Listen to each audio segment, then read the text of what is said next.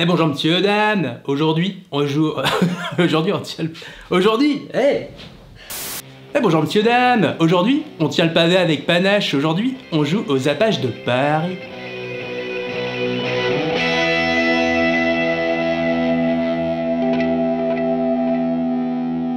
Bon, je vais pas parler comme ça pendant toute l'émission.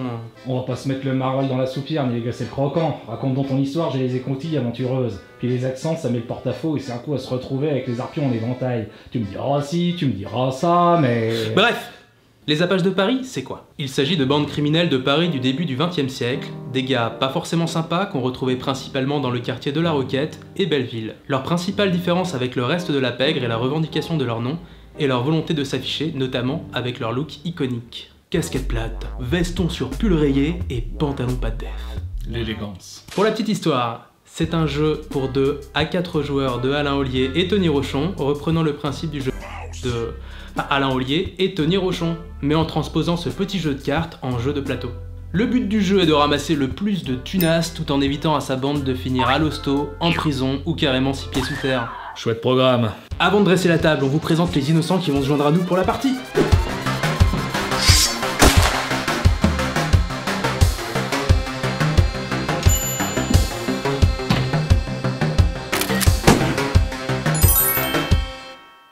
Hop, ça va là. Ça va là. C'est bien là comme ça? C'est bon? Ils sont bien? Je les ai. Tu les as? Bonjour. Bon bah bonjour aussi. Non mais non, je vais la remettre. Pour les règles, v'là le topo. Au début de la partie, chaque joueur récupère 7 apaches et 3 titis parisiens, ainsi qu'une belle liasse de 500 francs. Ancien. Yep. Moins de 20 € donc. Et en comptant l'inflation. Ah, ça paie pas l'entrée du cancan, hein. On retire ensuite une tuile, planque, au hasard, par quartier pour la placer en dehors du plateau sans qu'aucun joueur n'ait vu sa valeur. Le reste des planques est mélangé et chaque joueur va pouvoir en piocher une à tour de rôle. Cela va leur permettre de récupérer des informations sur les récompenses qui ne seront pas disponibles dans chaque quartier. À partir de là, la partie peut commencer. À son tour, le joueur actif va pouvoir effectuer une des 2 actions facultatives, à savoir, soit placer autant d'apaches que l'on veut, mais dans un seul quartier, si déjà occupé, vous devrez être plus nombreux. Ou déplacer 1 ou 2 apaches d'un quartier à un autre adjacent, mais toujours sans égalité. Et les mômes là, on en fait quoi? Ils se déplacent comme les autres apaches, mais doivent obligatoirement finir leur déplacement dans un quartier avec un adulte, et ne peuvent se retrouver tout seuls dans un quartier à la fin du tour. Ils ne peuvent pas être blessés, tués ou emprisonnés. Ensuite, le joueur va devoir effectuer son action obligatoire. Il montre alors aux autres la valeur d'une de ses planques, et la pose à l'emplacement correspondant du plateau, face cachée, donnant ainsi un indice sur la récompense finale d'un quartier. Il va donc falloir faire attention aux informations révélées aux autres gangs et essayer de les mener en bateau sur les butins à récupérer. Les joueurs continuent ces étapes jusqu'à ce qu'ils aient posé leur dernière tuile, c'est alors la fin de la première manche. À la fin de chaque manche, le joueur majoritaire en apache dans un quartier remporte le butin de la planque, encore visible dans le quartier. On récupère ainsi du pognon, via des cambriolages, des vols aux autres joueurs ou directement trouvés dans le quartier, ou un aller simple pour l'hôpital, la prison ou le cimetière. On récupère les apaches restants sur le plateau, à l'exception des gamins qui se barrent du jeu. Tu me joues du pipeau là? Y a pas de récompense dans ces quartiers? Alors je t'explique. Le quartier du receleur fait gagner 250 francs par cambriolage réussi, et étonnamment, un gamin utilisable au prochain round. Le quartier des bourgeois te permet d'en faucher un sur les 4 pélos qui s'y trouvent, mais attention, il y a un flic infiltré. Je vous en reparle plus tard. Attaquer le bourgeois, c'est risqué mais ça paye.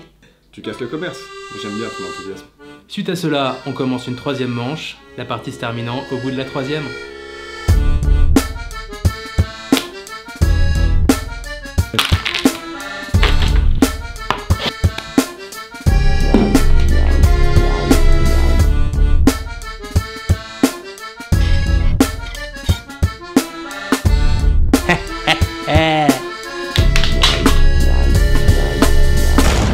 Bien.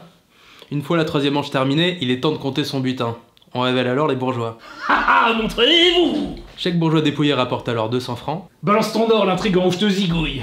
Mais si un joueur s'est fait attraper par le policier en couverture, il perd immédiatement 200 francs et un de ses apaches va en prison. Ah, je regrette rien. Je recommencerai. On boucle la compta, 50 billets de plus par apache, et capitalisme oblige, le plus riche gagne la partie. Alors, content de ta victoire? Bah tu sais, moi j'adore le pognon.